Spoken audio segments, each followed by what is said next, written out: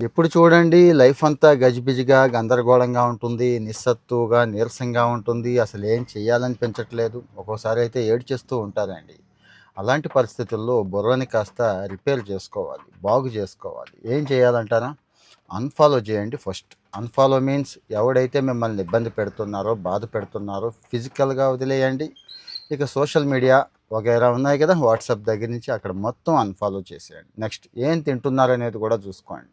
మంచి మసాలా ఫుడ్డు, స్పైసీగా రకరకాల చెత్తా చెదారం కూడా బుర్రని సరిగ్గా పనిచేయనివ్వదు. తర్వాత కాస్త మెడిటేషన్ చేయండి. మెడిటేషన్ అంటే మళ్ళీ ఏదో అనుకోవద్దు. దేవుడి ముందు హాయిగా కళ్ళు మూసుకొని కాసేపు కూర్చోండి.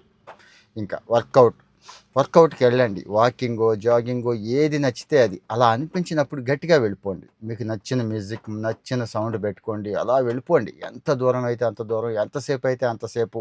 మిగిలినవి ఏం పట్టించుకోవద్దు. ఇంకా ఈ పని చాలా ఉంటాయి కదండీ. ఆ ఒత్తిడి, ఈ ఒత్తిడి కాస్త బ్రేక్ తీసుకోండి. మరీ టైర్డ్‌గా అనిపించినప్పుడు, చాలా ఇక ఇబ్బందిగా అనిపించినప్పుడు బర్న్‌ఔట్ అంటాం దీన్నే. బ్రేక్ తీసుకోండి. అది ఒక పూట, ఒక రోజా, 2 రోజులా మీ ఇష్టం. బ్రేక్ అయితే ఖచ్చితంగా తీసుకోండి.